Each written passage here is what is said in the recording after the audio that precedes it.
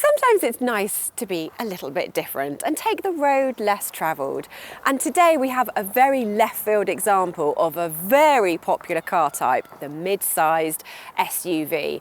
If you're bored of seeing Kias and Skodas and Tiguans and Qashqais and Cougars and RAV4s, well, we wouldn't blame you.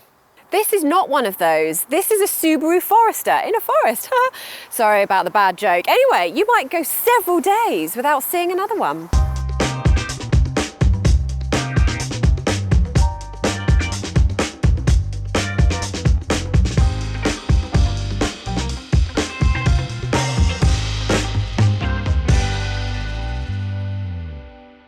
Of course, the Subaru badge is probably more famous as a bonnet ornament on certain blue rally cars with golden wheels.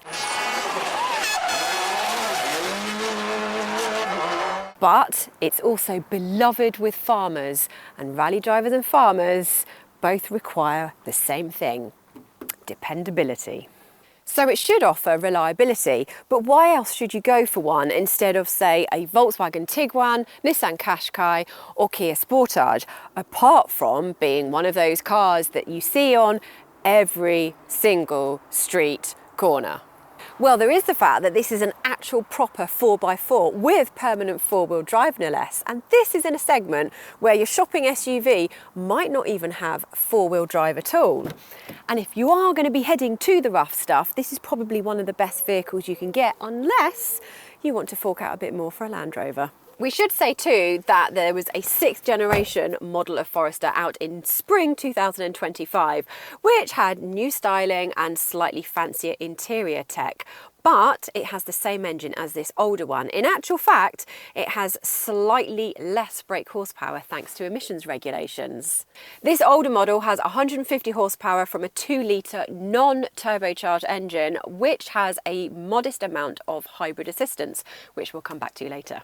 This is also still one of the few genuine off-roaders you can buy for under £40,000 new, and this older model is cheaper still. At 18 months old and with 24,000 miles on the clock, it's for sale at £22,549, or about £344 a month. So what have we got? We have got comfortable supportive seats, which are decently adjustable, as is the steering wheel. Therefore, drivers of all shapes and sizes should be able to find a comfortable driving position. I'm just going to get really, really fussy now because I've got all this adjustment. See, I'm going to have a relax. No, I'm not. I'm going to drive. We've also got plenty of old school buttons and knobs to use for the stereo, the climate control, which is dual zone by the way, and the four-wheel drive system.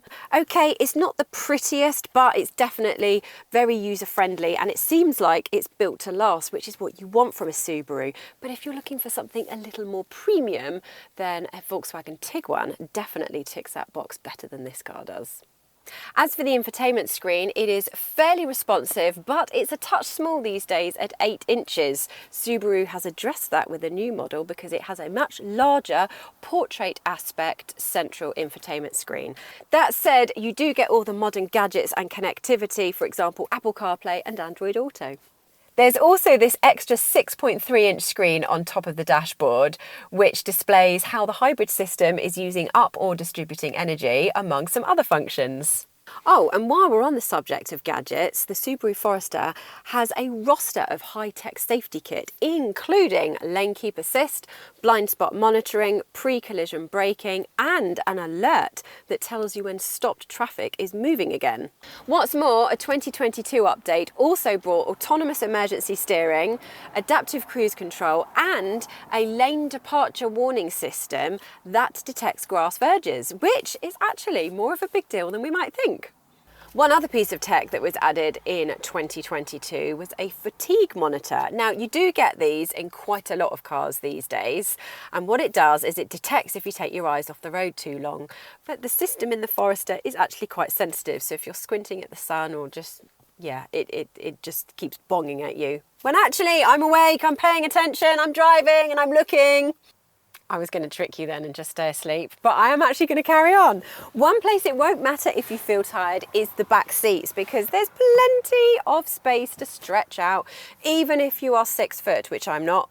And what's more is you can fit 3 people side by side, fairly effortlessly, and there's somewhere to charge devices, and you've got some air vents, electric windows in this model, and a decent sized door bins for a drink, and maybe, I don't know, what else would you carry in the back? Your colouring in books are going to go here, so maybe some accessories, different hairbands or something, hats, whatever you fancy. When it comes to boot space, the 520 litres of room you get in here beats both the Nissan Qashqai and the Mazda CX-5, but it falls short of the 652 litres that you find in the latest Volkswagen Tiguan. Let's see if it falls short of anything else while we're on a drive.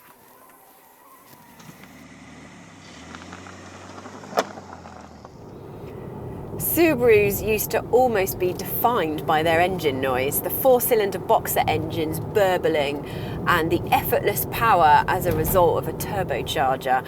Well, neither is the case for the Forester.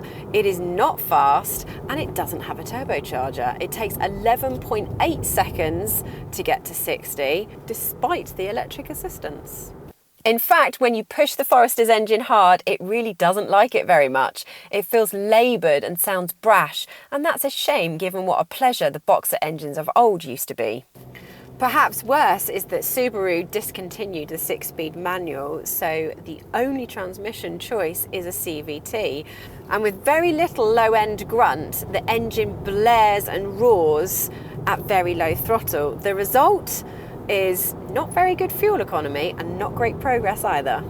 Oh yes, fuel economy. You'd think that as a hybrid it would sip from its fuel tank, but unfortunately that's not the case. Official fuel consumption figures suggest just under 35 miles per gallon, but the reality is going to be more like 30. Most of this car's rivals will comfortably deliver 40 miles per gallon. So, does it make up for it when it comes to handling? Well, no, not really. It feels a little bit top heavy and the steering is a little bit twitchy. So, if we don't try and drive it like a rally driver and just lean into a more relaxed approach, then actually it's all right. What to make then of the Subaru Forester? It feels robust, and Subaru has an enviable reputation for reliability and longevity and solidity. And the four-wheel drive system certainly makes it the mountain goat of its class. Is it going to be the right car for you? If you do lots of off-roading or even just some off-roading and you want a medium-sized SUV, then absolutely, there probably isn't another car like it.